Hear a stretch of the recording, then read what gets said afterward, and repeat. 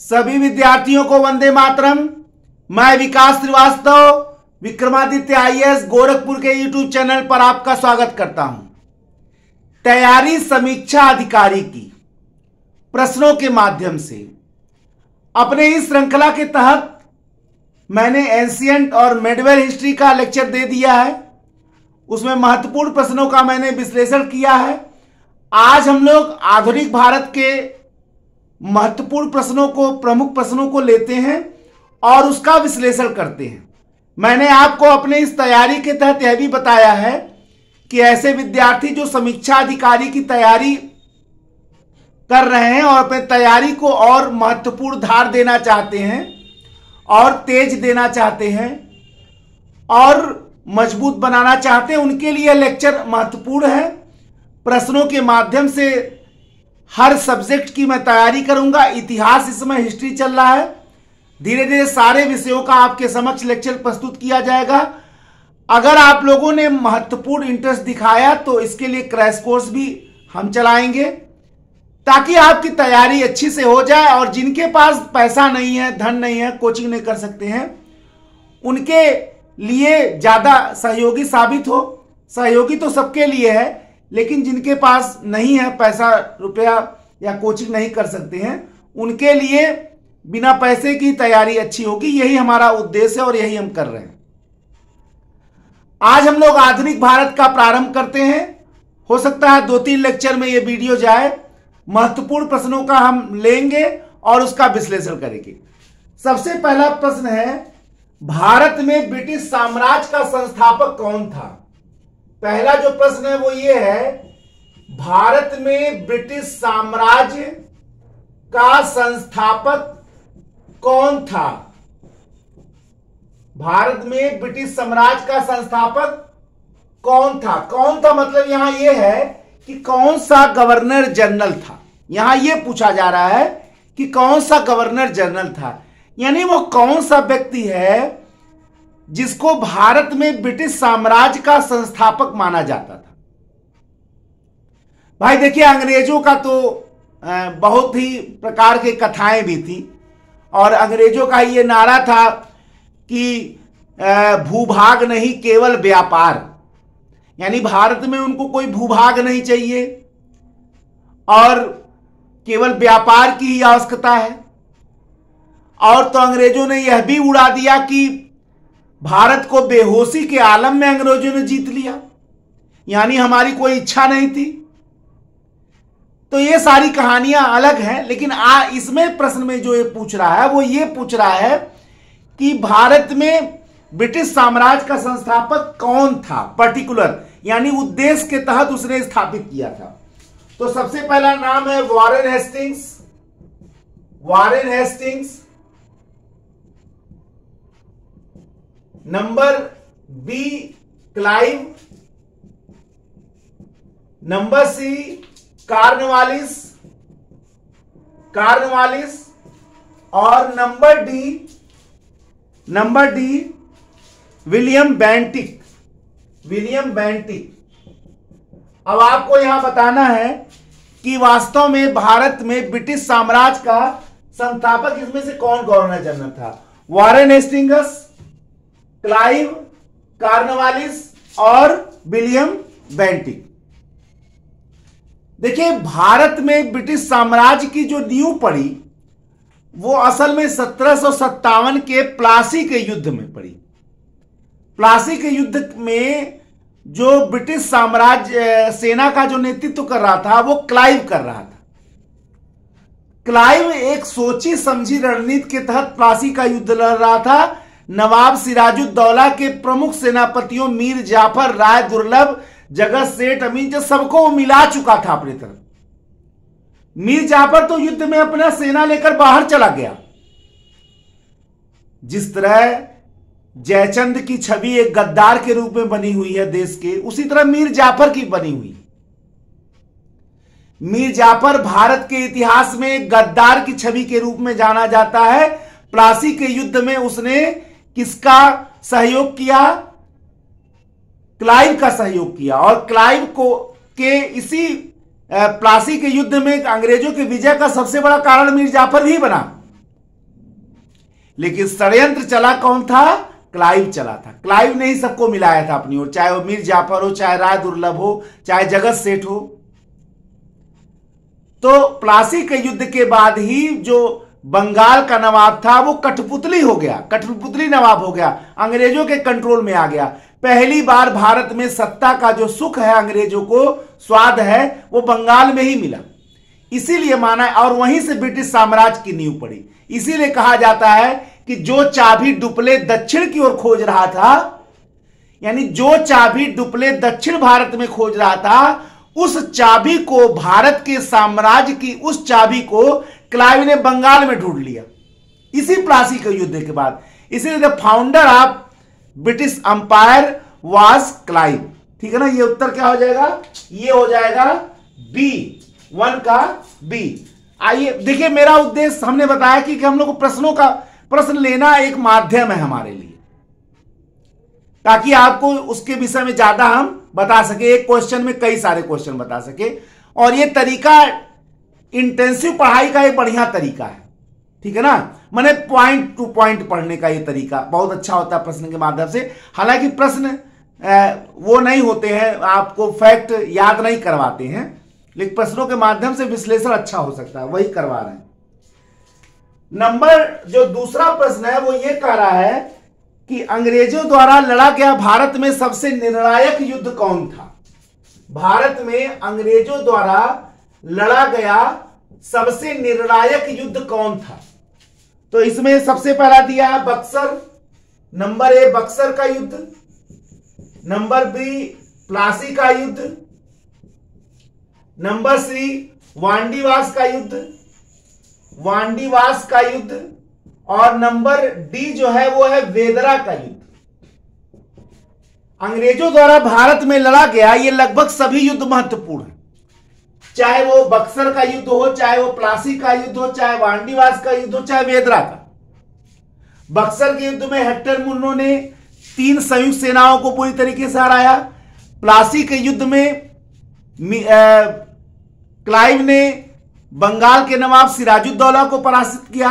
वांडीवास के युद्ध में अंग्रेजों ने फ्रांसीसियों को निर्णायक पराजय दिया, और वेदरा के युद्ध में अंग्रेजों ने डचों को 1759 में निर्णायक पराजय दिया। यानी चारों युद्ध यहां महत्वपूर्ण दिया हुआ। अब ऐसे जो प्रश्न एग्जामिनेशन हाल में आते हैं वो साधारण प्रश्न नहीं है, वो रट्टू प्रश्न नहीं है, वो एक आपके गहन अध्ययन की मांग करता है। जो विद्यार्थी ये समझते हैं कि 1-2 महीना, 2-4 दिन, 10 दिन, साल, 6 महीने में तैयारी हो जाती है, वो गलत समझते हैं। तैयारी एक सतत प्रक्रिया है, कॉन्टिन्यूअस प्रोसेस। अगर आपसे कोई ये कहता बस करो 4 महीने में निकल जाएगा, ये सही नहीं है। कोई निकाल लिया होगा।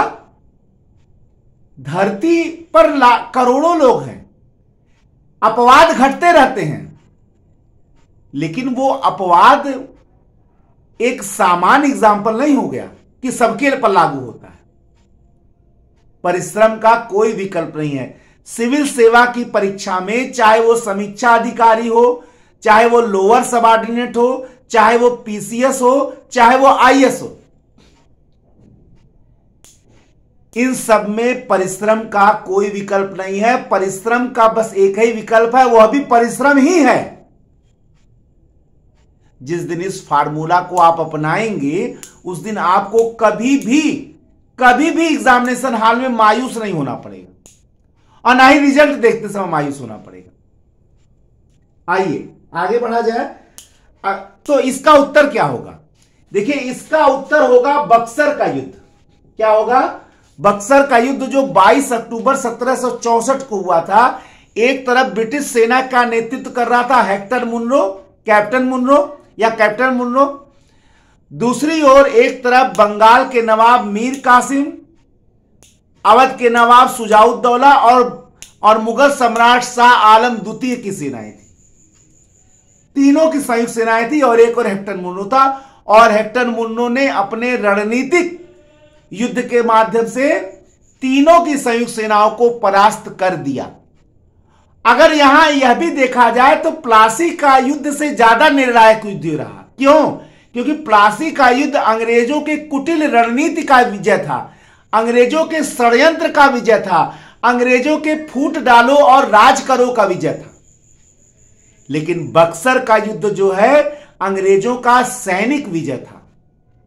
सेना के माध्यम से अंग्रेजों ने इसको जीता था और अंग्रेजों ने यह सिद्ध कर दिया कि यूरोपियों की एक छोटी सी सैन्य टुकड़ी विशाल भारतीय सेना पर भारी है। और इस बात का सत्यता यहां प्रमाणित हो गया कि अंग्रेजों की टेक्नोलॉजी निश्चित मध्यकालीन अस्त्र शस्त्रों पर भारी तो पड़ेगी ही, और बक्सर का युद्ध यह सिद्ध कर दिया। बक्सर के युद्ध ने क्या कर दिया, इसको सिद्ध कर दिया कि टेक्नोलॉजी, आधुनिकता और अंग्रेजों के आधुनिक अस्त्र शस्त्र विशाल भारतीय परंपरागत सेना पर भारी है। बक्सर का युद्ध यही तो सिद्ध कर रहा था। बक्सर के युद्ध ने भारतीयों के हथेली पर जिस दास्ता शब्द को लिख दिया वो 15 अगस्त 1947 को ही मिटाया जा सका। इसीलिए निर्णायक युद्ध है। वांडीवास के युद्ध में 1760 में फ्रेंच को हराया, ठीक है, फ्रेंच बाहर हुए मैदान से। 1759 में डचों को हराया, ठीक है, डच मैदान से हुए बाहर। प्लासी के युद्ध में बंगाल के नवाब को कठपुतली नवाब बनाया, ठीक है। लेकिन बक्सर का युद्ध निर्णायक रहा क्योंकि यह अंग्रेजों का सैनिक विजय था। एक साथ भारत की 3 महाशक्तियां, बंगाल का नवाब, अवध का नवाब जो बहुत बड़ा था, अंग्रेज उस पर हाथ डालने से डर रहे थे, लेकिन खुद कूद पड़ा युद्ध में। इतिहास पढ़ना नहीं है, इतिहास जीना है। अगर आप इतिहास में वास्तव में सफलता प्राप्त करना चाहते हैं, इतिहास को जीना प्रारंभ कर दीजिए। युद्ध हो रहा है तो आपको लगे कि आप वहां शामिल हैं। मैंने देखा बच्चों को बहुत कठिन लगता है, ऐसा कुछ नहीं है। सबसे सरल टॉपिक है, सबसे सरल सब्जेक्ट है, लेकिन उसको इंटरेस्ट से पढ़ना और पढ़ाना दोनों पड़ेगा। पढ़ने वाला भी इंटरेस्ट रखे और पढ़ाने वाला भी इंटरेस्ट से पढ़ाए, जीवंत बनाकर पढ़ाए, तो जरूर याद आ जाएगा, ठीक है। और यही नहीं, बक्सर के युद्ध के बाद जो है अंग्रेजों ने शाह आलम द्वितीय से भी संधि किया, अवध के नवाब शुजाउद्दौला से भी संधि किया, सबको कठपुतली बना लिया। तो यह निर्णायक युद्ध रहा, ठीक है ना। आइए नेक्स्ट क्वेश्चन देखा जाता है।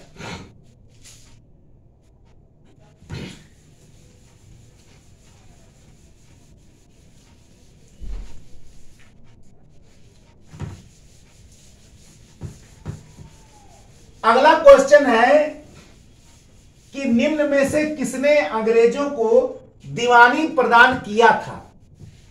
अब ये थोड़ी सा प्रश्न जो है वो अधूरा है, लेकिन कभी कभी आपके गहन ज्ञान का जो अध्ययन करने के लिए एग्जामिनर जो है अधूरे प्रश्न देता है। ये एक रणनीति होता है आयोग का, आपको ताकि फंसाया जा सके, ये रणनीति है। तो प्रश्न क्या है, निम्न में से किस शासक ने ईस्ट इंडिया कंपनी को दीवानी प्रदान किया था। ईस्ट इंडिया कंपनी को दीवानी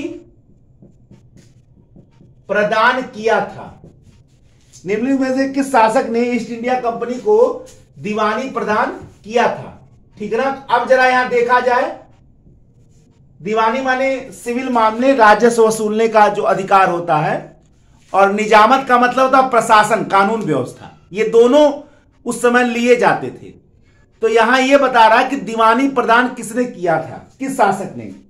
तो सबसे पहले होगा फर्रुख सियर, पहला ऑप्शन है फर्रुख सियर, पहला ऑप्शन है फर्रुख सियर। नंबर बी शाह आलम प्रथम, शाह आलम प्रथम। नंबर सी शाह आलम द्वितीय, शाह आलम द्वितीय। और नंबर डी शुजाउद्दौला, शुजाउद्दौला। इन चारों में से कौन से शासक ने अंग्रेजों को दीवानी प्रदान किया था। और प्रश्न ही अधूरा है। देखिए, यह प्रश्न जनरली बंगाल से संबंधित है। इस प्रश्न को अगर पूरा किया जाए तो इस प्रश्न को पूरे रूप से प्रश्न को अगर पढ़ा जाए तो यह होगा कि निम्नलिखित में से किस शासक ने अंग्रेजों को बंगाल, बिहार, उड़ीसा संयुक्त रूप से तीनों की दीवानी प्रदान की थी, माने वहां का राजस्व वसूलने के लिए अधिकृत किया था। ठीक है ना, यह पूछा जा रहा है। और भले ही उस समय जिस समय अंग्रेजों ने 1764 का बक्सर का युद्ध जीता, भले ही अंग्रेज उस समय शक्ति हो गए थे भारत में, लेकिन अभी भी भारत का एकमात्र विधिक रूप से जो शासक माना जाता था, लीगली, वो मुगल सम्राट ही माना जाता था। भले ही बंगाल, बिहार, उड़ीसा एक संयुक्त रूप से बंगाल का नवाब शासन कर रहा था, लेकिन असल में वैधानिक रूप से उस समय बंगाल का भी या पूरे भारत के शासक के रूप में मुगल सम्राट ही माना जाता था। इसीलिए 1764 में जब बक्सर का युद्ध अंग्रेज जीत गए तो उन्होंने मुगल सम्राट शाह आलम द्वितीय से, मुगल सम्राट शाह आलम द्वितीय जो उस बक्सर के युद्ध में भाग लिया था, उससे उन्होंने इलाहाबाद की संधि की। और इलाहाबाद की संधि के माध्यम से उन्होंने 26 लाख रुपए वार्षिक पर, 26 लाख याद रखिएगा, 26 लाख रुपए वार्षिक पर उन्होंने इलाहाबाद की संधि के माध्यम से बंगाल, बिहार, उड़ीसा तीनों की संयुक्त दीवानी प्राप्त की। दीवानी का मतलब क्या होगा? राजस्व वसूलना। और 53 लाख रुपए में निजामत भी प्राप्त की। 53 लाख रुपए में क्या प्राप्त की? निजामत भी प्राप्त की। एक इलाहाबाद की संधि जो है वो अवध के नवाब शुजाउद्दौला से हुआ था, और एक इलाहाबाद की संधि जो है वो किससे हुआ था? मुगल सम्राट शाह आलम द्वितीय से। तो शाह आलम द्वितीय से जो हुआ था उसी के माध्यम से बंगाल, बिहार, उड़ीसा की दीवानी प्राप्त हुई थी अंग्रेजों को। निजामत भी प्राप्त हुई 53 लाख रुपए। ये याद करिएगा, निजामत भी पूछ सकता आगे चलकर, इसीलिए मैंने आपको बता दिया। हालांकि निजामत बाद में उन्होंने बंगाल के नवाब से खरीदा। क्लियर है? ये पूरा याद रखिएगा और प्रश्नों को समझ के पढ़िए। ये कोई रटने की विषय नहीं है, यहां समझने के लिए किया जा रहा है। ठीक है, अगला जरा एक मिलान का प्रश्न है। निम्नलिखित में से कौन सुमेलित नहीं है? कौन सुमेलित नहीं है? तो ए है हेक्टर मुनरो। Hector Munro. अगला जो प्रश्न है वो ये बता रहा है निम्न में से कौन सुमेलित नहीं है। पहला हेक्टर मुनरो, बक्सर का युद्ध। हेक्टर मुनरो, बक्सर का युद्ध। नंबर बी लॉर्ड हेस्टिंग्स, आंगल नेपाल युद्ध। लॉर्ड हेस्टिंग्स, आंगल नेपाल युद्ध। आंगल नेपाल युद्ध। Number C Lord Wellesley. Lord Wellesley. Lord Wellesley, चतुर्थ आंगल मैसूर युद्ध। चतुर्थ आंगल मैसूर युद्ध। चतुर्थ आंगल मैसूर युद्ध। नंबर डी लॉर्ड कार्नवालिस, तृतीय आंगल मैसूर युद्ध। लॉर्ड कार्नवालिस, तृतीय आंगल मैसूर युद्ध। तृतीय आंगल मैसूर युद्ध। इन चारों में से आपको बताना है कौन सुमेलित नहीं है। तो हेक्टर मुनरो बक्सर के युद्ध का अंग्रेजों का से नेतृत्व कर रहा था, यह तो बिल्कुल सही है, आप लोग जान रहे हैं। अगला है लॉर्ड हेस्टिंग्स।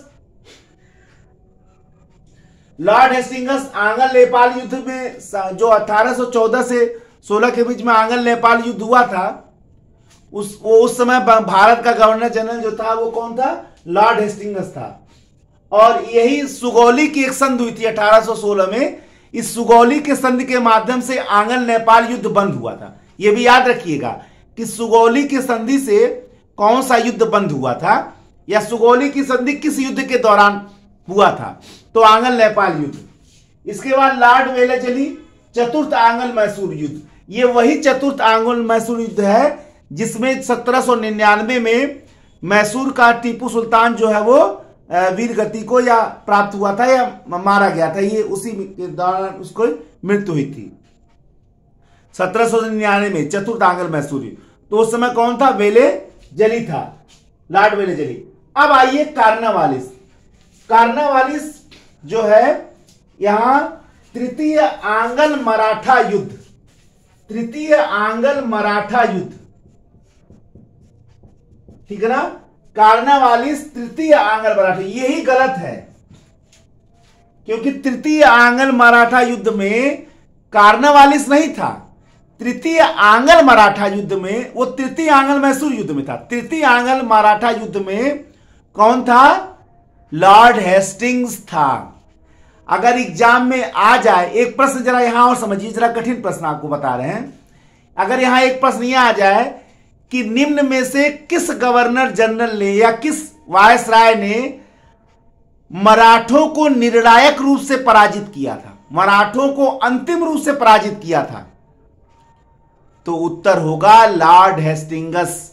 वारेन हेस्टिंगस नहीं, लॉर्ड हेस्टिंगस। लॉर्ड हेस्टिंगस ने तृतीय आंग्ल मराठा युद्ध में मराठों को अंतिम रूप से पराजित किया था, लॉर्ड हेस्टिंगस ने।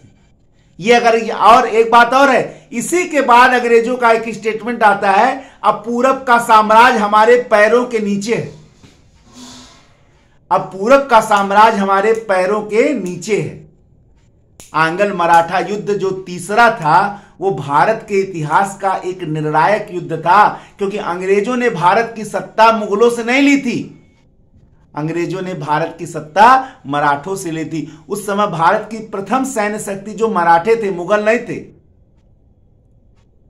मराठों को अंतिम रूप से पराजित करने वाला कौन था? यही था लॉर्ड हेस्टिंगस। तो तृतीय आंग्ल मैसूर युद्ध में कौन था? लॉर्ड हेस्टिंगस था, न कि कार्नवालिस था। याद रखिएगा इसको, ये डी वाला ही गलत है। तो ये सारे ऐसे प्रश्न जो है आप लोग हल करेंगे, रटिए नहीं, समझने का प्रयत्न करिए तो सब याद हो जाएगा। जब आप समझने का प्रयत्न करेंगे तो सब याद रहेगा, नहीं तो फिर अगर रटने का प्रयत्न करेंगे तो बहुत टाइम लग जाएगा, याद ही नहीं होगा, एग्जाम में धोखा भी दे देगा। हर चीज पर आप अपना समझ विकसित करें, और समझ एकमात्र ऐसा माध्यम है जो एग्जामिनेशन हॉल में आपके लिए सबसे बड़ा मददगार बनेगा, सबसे ज्यादा मददगार बनेगा। इसलिए समझ विकसित करना सबसे ज्यादा अनिवार्य है परीक्षा में, ये हाल में ये जरूर जान लीजिएगा आप लोग। नेक्स्ट जो प्रश्न है,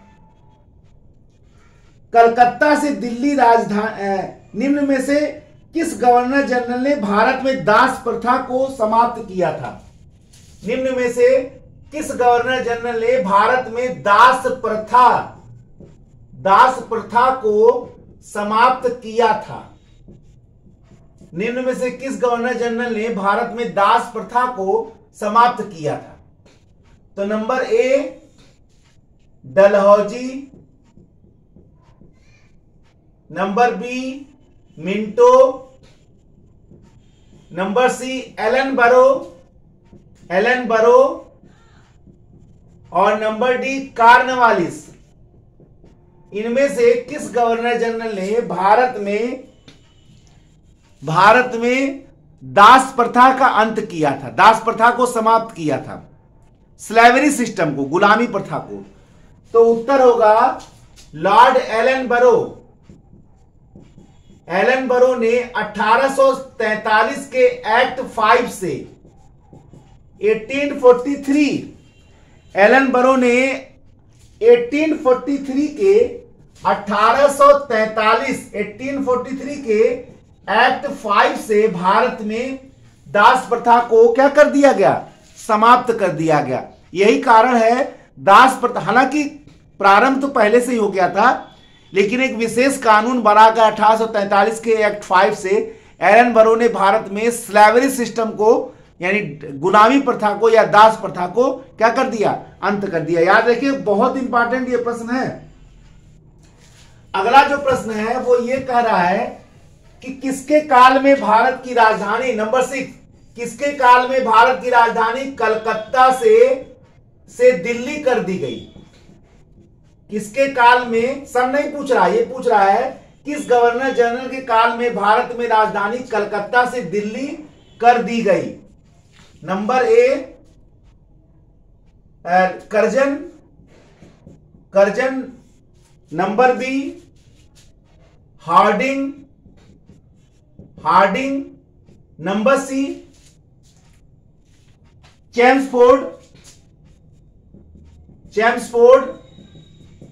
और number D Reading, Lord Reading. Lord मैं नहीं लगा रहा हूं, लॉर्ड वैसे लगाना भी नहीं चाहिए, ये हमारे भगवान थोड़ो है, ठीक है ना। तो आप थोड़ी कंफ्यूज मत होइएगा। तो किसके काल में भारत की राजधानी कलकत्ता से कहां स्थापित कर दी गई, दिल्ली कर दी गई, किसके काल में? तो इसका उत्तर क्या होगा? अब यहां हार्डिंग दिया है, हार्डिंग प्रथम की हार्डिंग द्वितीय, तो उत्तर होगा हार्डिंग द्वितीय, ठीक है ना। 1911 में जब दिल्ली दरबार आयोजन किया था, जॉर्ज पंचम और मैरी, उनकी पत्नी मैरी के स्वागत में भारत में दिल्ली दरबार का आयोजन किया गया था, जिसमें जनगण मन अधिनायक जय हे गाया गया था। ये वही जॉर्ज पंचम है जिन्होंने अपने इस दिल्ली दरबार में 2 घोषणा किया था। पहला कि बंगाल का विभाजन रद्द किया जाता, यह भी प्रश्न एग्जाम में आएगा। बंगाल का विभाजन रद्द कब हुआ था? इसी दिल्ली दरबार में, 1911 के दिल्ली दरबार में। तो 1911 के दिल्ली दरबार में पहला घोषणा यह हुआ कि बंगाल का विभाजन रद्द किया जाता है, ठीक। दूसरा यह हुआ कि भारत की राजधानी कलकत्ता के स्थान पर अब दिल्ली होगी। उस समय भारत का गवर्नर जनरल लॉर्ड हार्डिंग द्वितीय था। यह वही हार्डिंग द्वितीय है जो जैसे ही दिल्ली में प्रवेश कर रहा था, इसके ऊपर रास बिहारी बोस के नेतृत्व में क्रांतिकारियों ने बम फेंका। पिलवान इसका मर गया, हाथी पर बैठा हुआ था। यह बाल बाल बचा, नैरो एस्केप। ये वही रास बिहारी बोस हैं जिन्होंने आईएनए का नेतृत्व जो है नेताजी सुभाष चंद्र बोस को दिया था सिंगापुर में। क्लियर हो रहा है? जिसमें बसंत कुमार विश्वास और कुछ लोगों को फांसी की सजा हुई थी इसी हार्डिंग के ऊपर जो बम फेंका गया था दिल्ली षड्यंत्र में। क्लियर हुआ? ठीक है। तो ये हार्डिंग द्वितीय के काल में ही भारत की राजधानी जो है वो हो गई दिल्ली। लेकिन अगर ये पूछे कि एक्चुअल में ये लागू कब हुआ, तो 1912 में। घोषणा तो 1911 में हुआ, लेकिन एक्चुअल में लागू कब हुआ कि राजधानी दिल्ली हो गई, तब वो 12 लगाइएगा। दोनों जान लीजिए भाई, घोषणा 1911 के दिल्ली दरबार में हुआ, लेकिन लागू कब से हो गया? 1912 से। ये भी याद रखिएगा। नेक्स्ट क्वेश्चन है, अंग्रेजों ने रैयतवाड़ी बंदोबस्त कहां लागू किया था? अंग्रेजों ने, जो अगला क्वेश्चन है 7वां, अंग्रेजों ने रैयतवाड़ी बंदोबस्त कहां लागू किया था? कहां लागू किया था? तो number A Bengal presidency, number B Madras presidency, number C Mumbai presidency, Bombay presidency, और नंबर डी मद्रास एवं बंबई प्रेसिडेंसी। ठीक है ना? ये चारों ऑप्शन जरा आप देखिए और आप सोचिए कि अंग्रेजों ने सबसे पहले रैयतवाड़ी व्यवस्था कहां स्थापित। देखिए, भारत में अंग्रेजों ने जो राजस्व की 3 व्यवस्था लागू की थी। पहला स्थायी बंदोबस्त, दूसरा रैयतवाड़ी बंदोबस्त और तीसरा महालवाड़ी बंदोबस्त। 3 थे, पहला स्थायी बंदोबस्त, दूसरा महालवाड़ी और तीसरा रैयतवाड़ी। स्थायी बंदोबस्त जमींदारों के साथ किया जाता था। महालवाड़ी बंदोबस्त, महाल यानी गांवों का कुछ समूह था, महाल कहा जाता था, उसके माध्यम से किया जाता था। और रैयतवाड़ी बंदोबस्त में सीधे किसानों से ही समझौता किया जाता था, यानी किसान ही भूमि के मालिक माने जाते थे। और ब्रिटिश साम्राज्य का सबसे ज्यादा भूमि 51% भूमि जो है वो रैयतवाड़ी व्यवस्था से ही शासित था। ये बड़ा इंपॉर्टेंट फैक्ट है, याद रखिएगा कि सबसे ज्यादा भूभाग पर अंग्रेजों ने किस बंदोबस्त को लागू किया था, तो वो रैयतवाड़ी था। यहां पूछ रहा कि रैयतवाड़ी कहां लागू था। देखिए, सबसे पहले मद्रास में के बारामहाल में किया गया, उसके बाद बंबई में, तो यहां दोनों दे रखा है, तो उत्तर क्या हो जाएगा, डी। मद्रास और बंबई में अंग्रेजों ने, देखिए बहुत फैक्ट मैंने बताया, आप बस फैक्ट्स को समझिए, क्योंकि फैक्ट्स बताना कोई बहुत पढ़ाई नहीं होता है। मैंने आपको बात बताया, फैक्ट तो इतना बता सकता हूं कि आप एक एक लेक्चर में एक एक प्रश्न में कई बहुत देर तक बोल सकता हूं। फैक्ट से नहीं आपका कंपटीशन निकलेगा, कंपटीशन हमेशा विश्लेषण से निकलता है, समझ से निकलता है। फैक्ट से निकलता तो कोई भी किताब लाके रट कर और कलेक्टर बन जाता। कंपटीशन तथ्यों से नहीं निकलता है, कंपटीशन समझ विकसित करने से निकलता है, कंपटीशन विश्लेषण से निकलता है, हमेशा याद रखिएगा। तो यहां समझ विकसित करने का ही प्रयत्न किया जा रहा है, इसीलिए मैं एग्जांपल भी दे रहा हूं आपको। तो अंग्रेजों ने मद्रास में सबसे पहले लागू किया, फिर बंबई में लागू किया। तो यहां दोनों ऑप्शन में है, तो आप उसको हटा तो नहीं सकते हैं, दोनों को लेना पड़ेगा। तो डी इसका आंसर होगा। सबसे पहले बारामहाल इलाका जो है वहां पे इन्होंने लागू किया था। नेक्स्ट प्रश्न है, धन निष्कासन का सिद्धांत किसने प्रतिपादित किया था? धन निष्कासन का सिद्धांत, ये बहुत इंपॉर्टेंट प्रश्न है और ज्यादातर लोग इसको जानते हैं।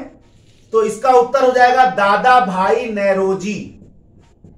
धन निष्कासन का सिद्धांत जो है वो भारत के grand old man of India, Bharat के वयोवृद्ध नेता, भारत के वयोवृद्ध यानी grand old man of India दादा भाई नेरोजी, जो कांग्रेस के दूसरे अध्यक्ष भी थे।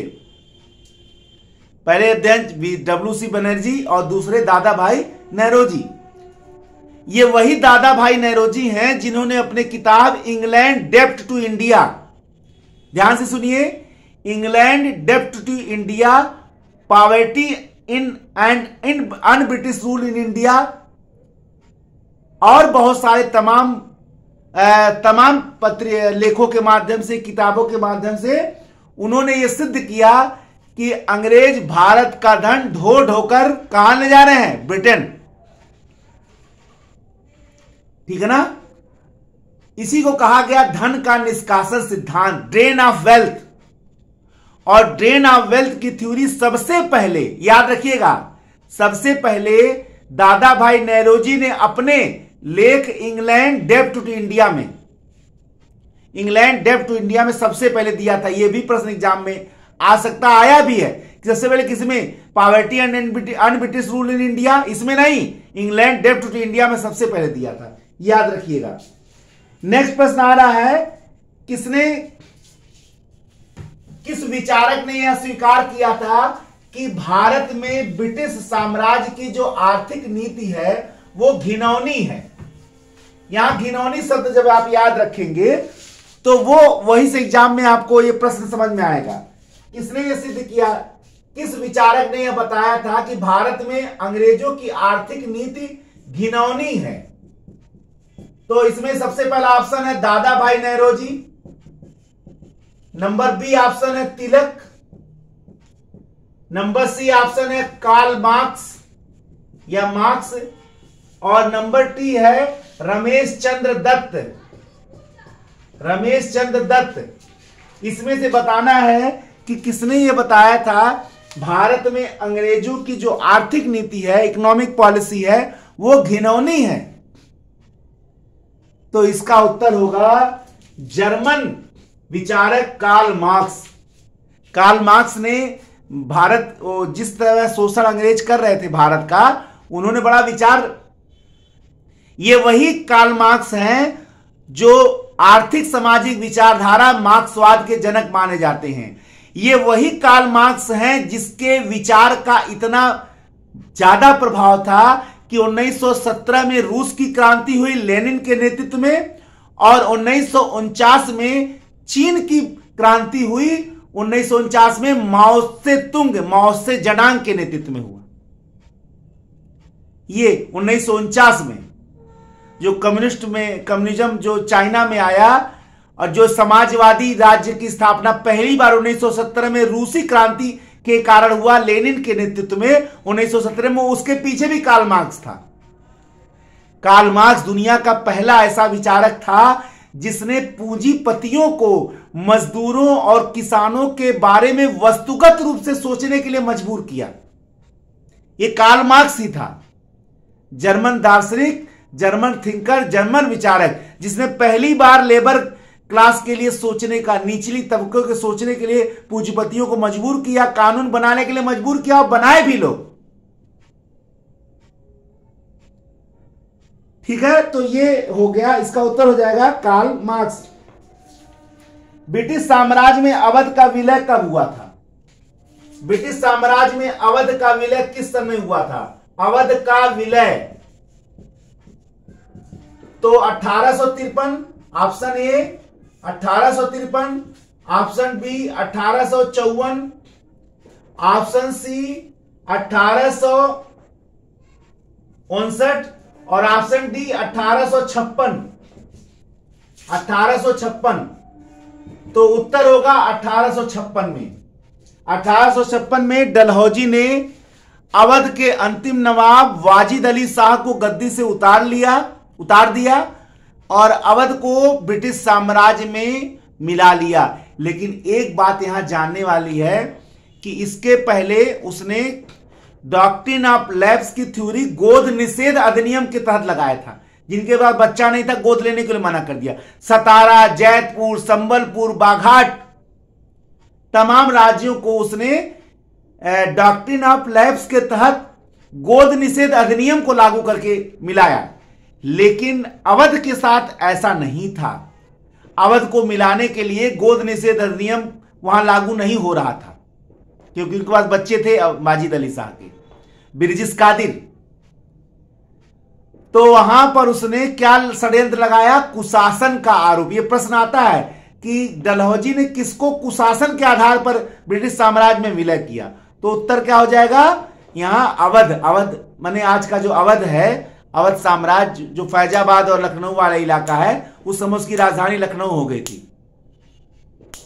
क्लियर हो रहा है? तो अवध का विलय 1856 में डलहौजी ने कुशासन के आधार पर वाजिद अली शाह को उतार दिया था। ये वही वाजिद अली शाह हैं जिनकी पत्नी बेगम हजरत महल ने 1857 के संग्राम में लखनऊ से नेतृत्व किया था, अपने पुत्र बिरजिस कादिर को राजा बनाकर। ये याद रखिएगा हमेशा। आइए अगला प्रश्न जरा देखा जाए।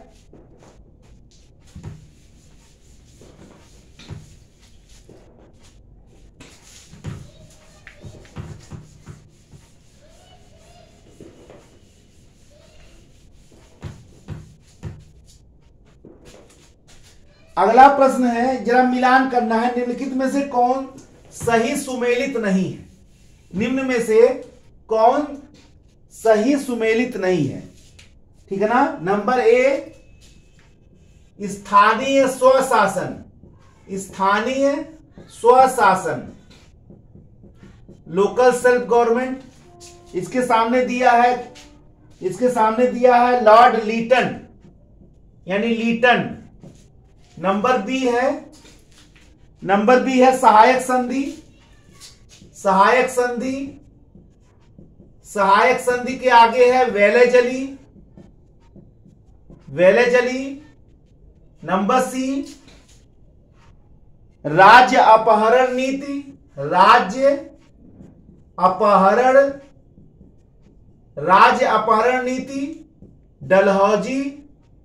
डलहौजी।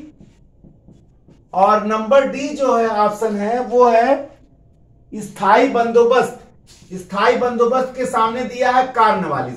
यानी यह जानना चाह रहा है कि निम्नलिखित से कार्य किस गवर्नर जनरल ने किया है, तो कौन सा इसमें गलत है? तो कार्नवालिस।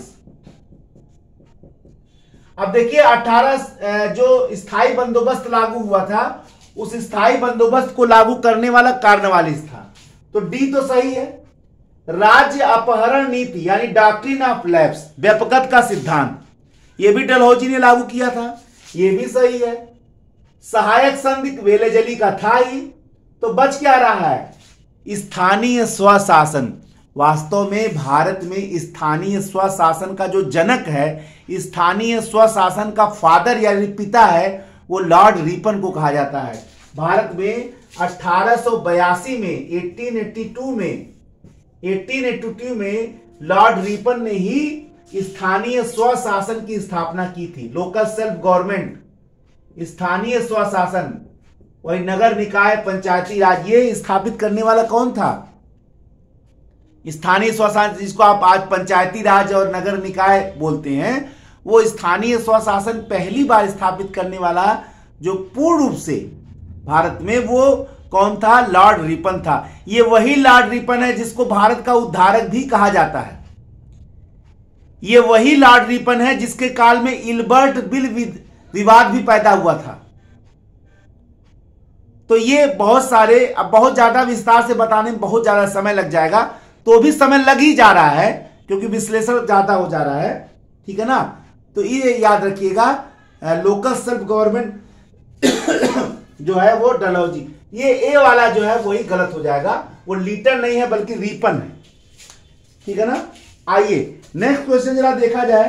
किस वायसराय की हत्या अंडमान निकोबार द्वीप समूह में हो गया था? किस वायसराय की हत्या अंडमान निकोबार द्वीप समूह में कर दिया गया था?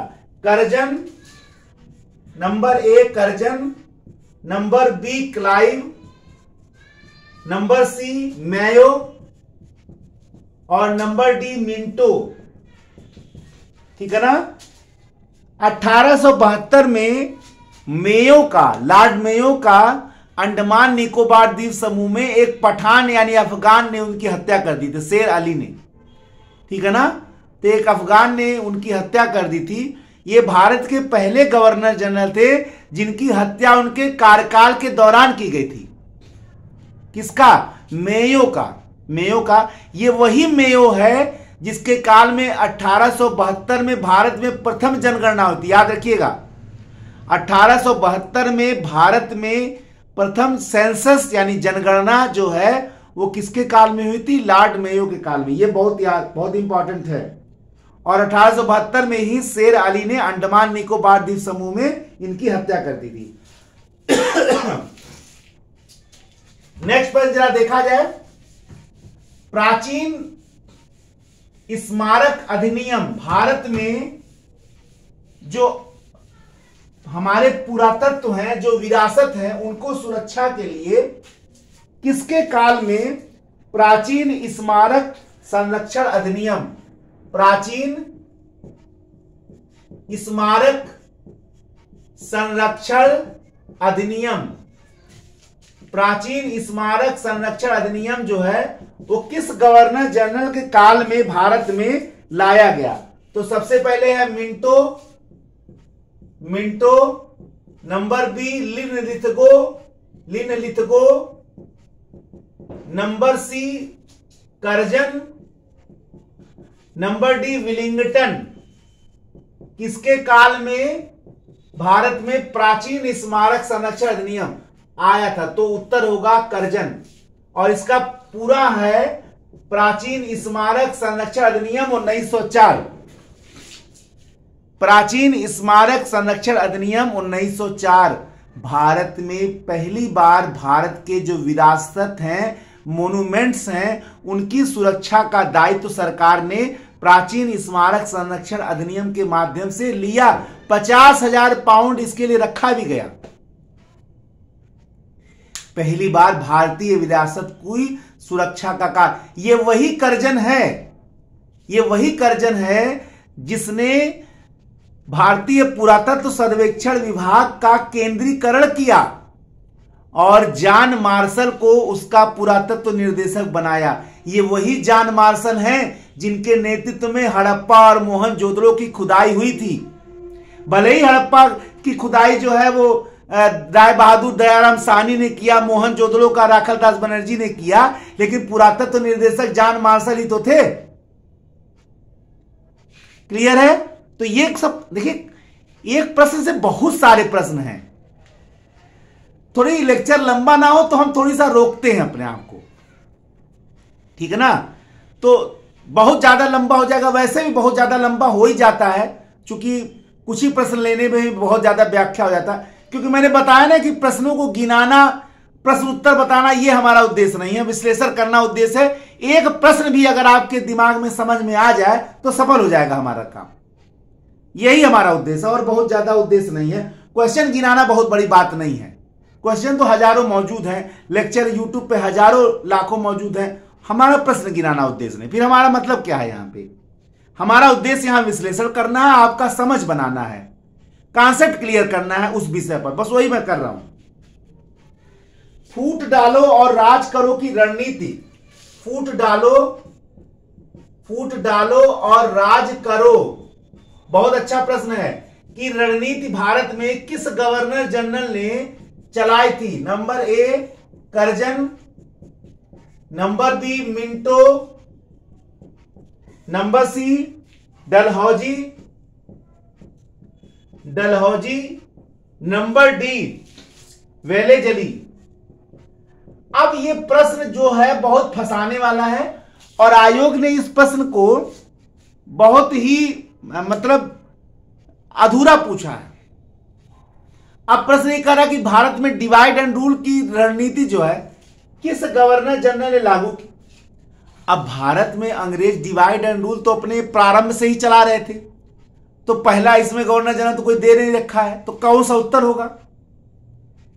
यह प्रश्न अगर इस तरह से पूछा जाता कि भारत में अंग्रेजों ने डिवाइड एंड रूल, बांटो और राज करो या फूट डालो और राज करो की रणनीति आधिकारिक रूप से कब लागू की, तो इस प्रश्न का उत्तर मिल जाता। अच्छा, वहां भी फंस जाता। कैसे, जरा देखिए।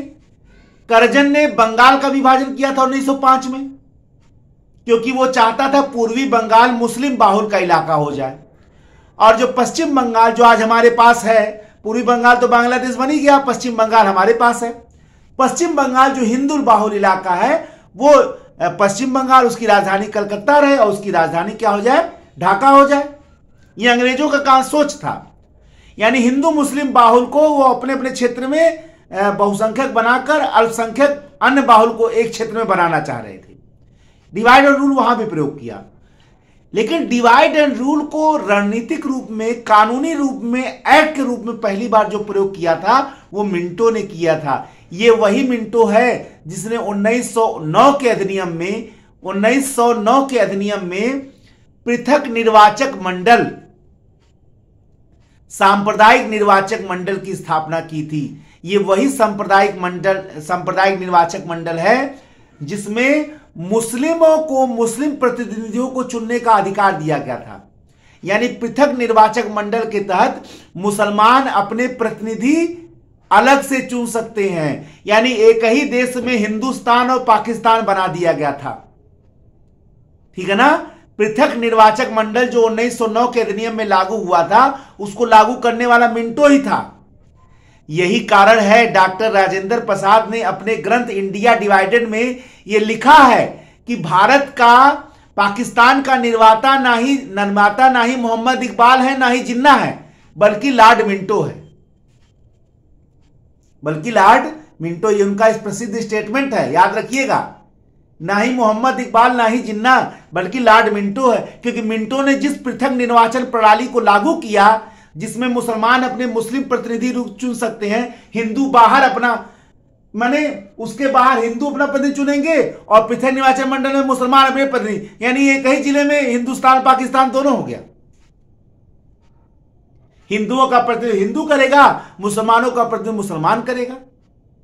अब आप सोचिए, यह अकल्पनीय फैक्ट था जिसको मिंटो ने लागू किया था, और यही कारण है डॉक्टर राजेंद्र प्रसाद ने, पाकिस्तान का निर्माता, उसी को, और मिंटो ने ही कहा था विश्व के दंत बो रहे हैं, इसका परिणाम भयानक निकलेगा। विश्व के दंत बो रहे हैं, इसका परिणाम भयानक निकलेगा। यही था, निकला, पाकिस्तान का निर्माण हुआ। तो इसका सटीक जो उत्तर होगा, देखा जाए अगर, तो वो मिंटो ही होगा।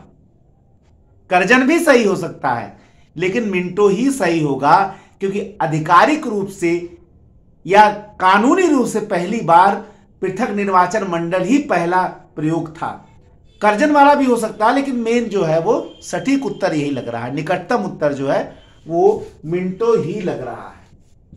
तो आज का ये श्रृंखला हम यही कंप्लीट करते हैं। अगले प्रश्न हम नेक्स्ट लेक्चर में लेकर उपस्थित होंगे। आपको कैसा लग रहा है और अच्छा लग रहा है तो आप कमेंट बॉक्स में जरूर बताइए हमको, क्योंकि इससे हम लोग का उत्साहवर्धन होता और भी हम लोग परिश्रम करने के बारे में सोचते हैं। क्योंकि असल में हम लोग यूट्यूबर नहीं हैं। यूट्यूब तो एक माध्यम है आप तक पहुंचने का, हम लोग यूट्यूबर नहीं हैं, ना ही यूट्यूबर टीचर हैं। हाँ, यूट्यूब के माध्यम से हम बड़े संख्या में आप तक पहुंचना चाहते हैं, आप लोगों तक अपना वर्षों का अनुभव शेयर करना चाहते हैं, यही बस उद्देश्य है और कोई उद्देश्य नहीं है।